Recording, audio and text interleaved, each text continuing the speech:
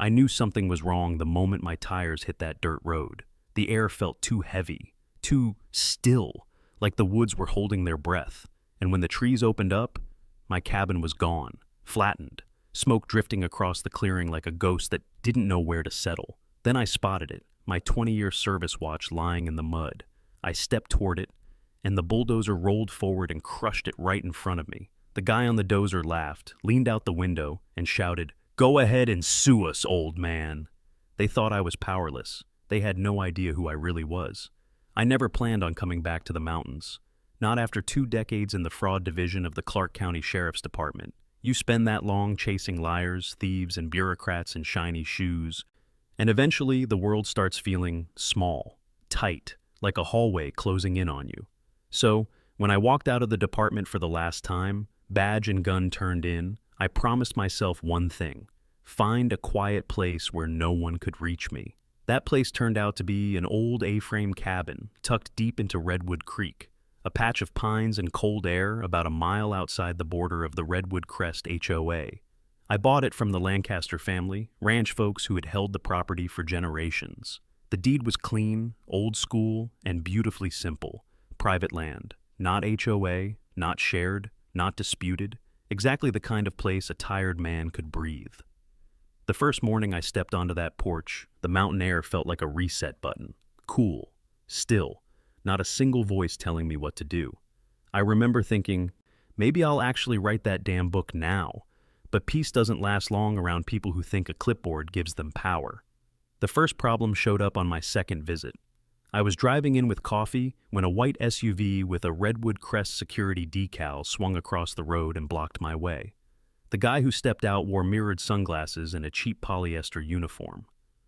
But before he even opened his mouth, my instincts kicked in. I didn't look at his face first. Cops never do.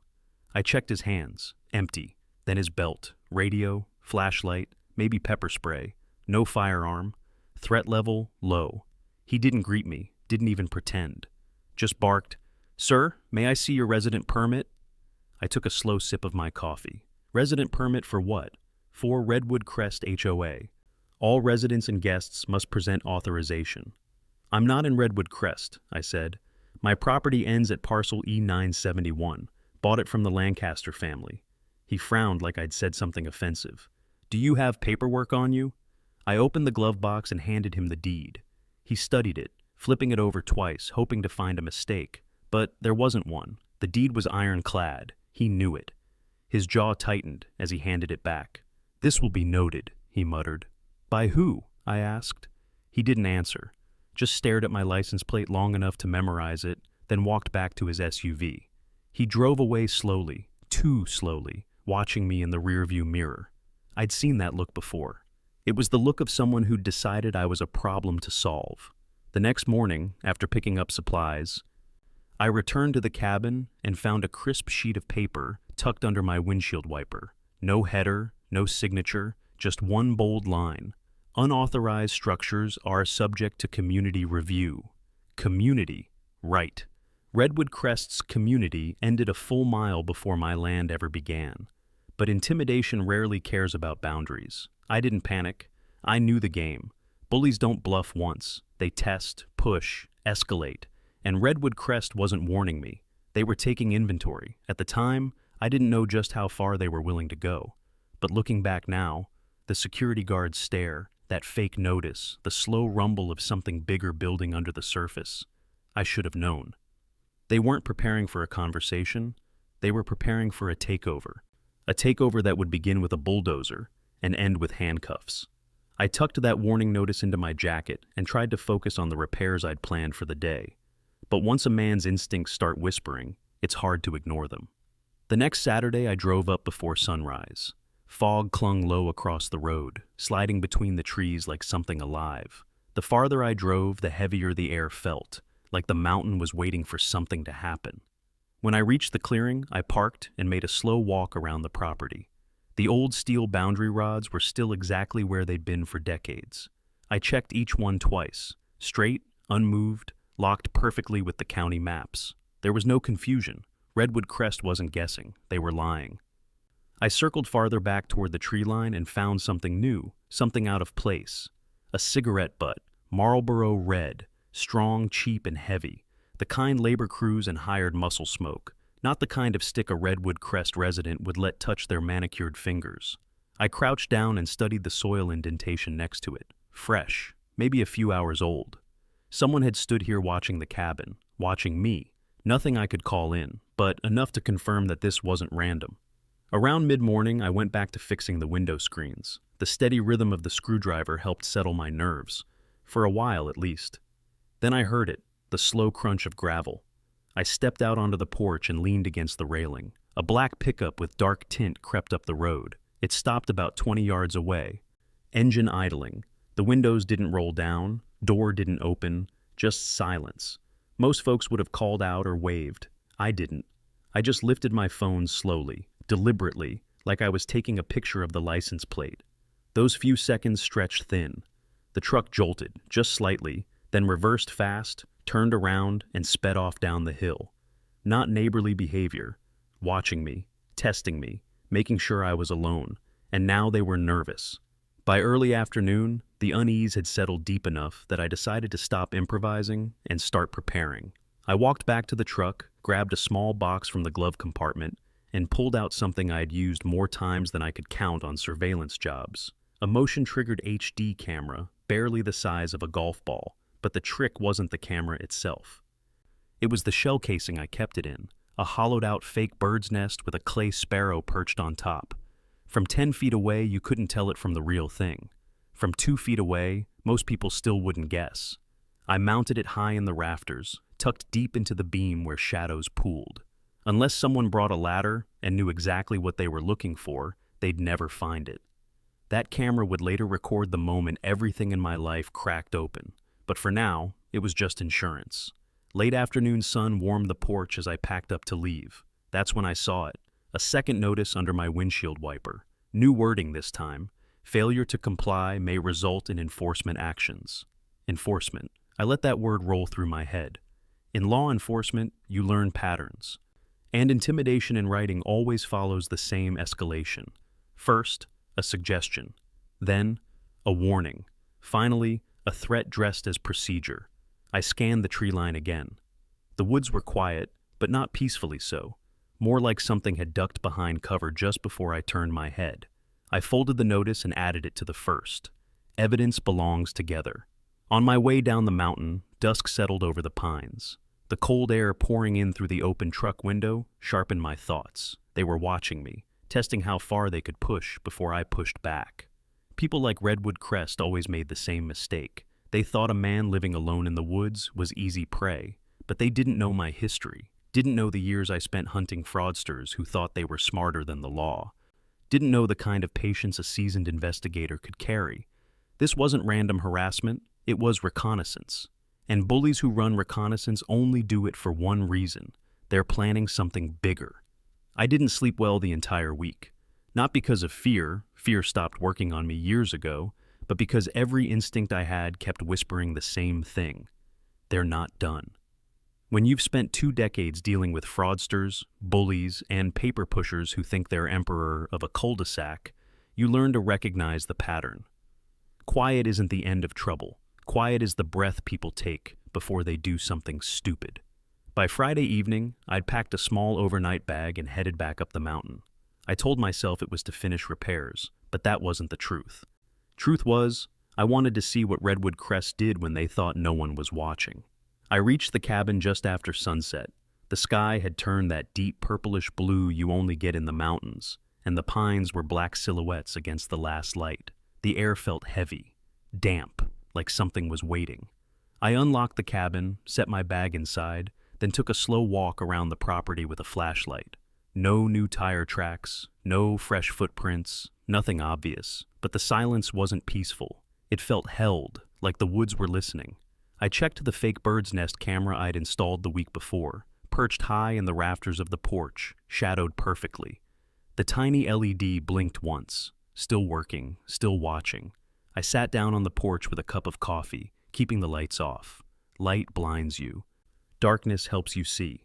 Hours passed quietly, except for the occasional groan of the cabin settling as nighttime temperatures dropped. By 11 p.m., The cold had started biting through my jacket. Then, a crack, a branch snapping somewhere in the tree line. Not the wind, not an animal, a footstep. I stayed perfectly still. Movement attracts attention. Stillness makes you vanish. Another footstep, soft, measured, deliberate. Then a flash, just a split-second glow, like someone cupping a phone screen in their hand. Somebody was out there, watching me, studying the cabin. I shifted silently behind a porch pillar, keeping my silhouette hidden. The footsteps stopped. Whoever it was had good instincts. They sensed the change. For 30 long seconds, nothing moved. Then the figure backed away into the trees, not stumbling, not running, retreating like someone who intended to come back later. I waited 2 full minutes before exhaling. Inside, I pulled up the live camera feed. Grainy, but good enough. I rewound and froze the frame when the figure stepped briefly into the moonlight. Tall, broad shoulders, baseball cap, work boots, gloves, not a neighbor, not a hiker, a scout, someone mapping the scene.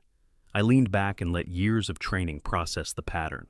This wasn't harassment. This was preparation. At 3:17 a.m., just as I drifted into a shallow sleep, my phone buzzed. Motion alert. I sat up immediately. There. A figure stepped onto the porch, moving slowly, confidently. He reached for the doorknob, tested it gently, then harder. The lock held. He leaned in close to the window, his face nearly touching the glass. And it hit me. He wasn't checking if the cabin was empty. He'd seen my truck outside. He knew I was here. He was checking if I was awake. A cold, quiet calculation passed through me. This wasn't random. He was assessing response time. He stayed there for several long seconds, then finally stepped back and walked off the porch with the same deliberate calm he arrived with. Not scared, not rushed, just done for the night. I saved the footage, backed it up, cataloged it. Date, time, angle, posture, stride, evidence before action, always.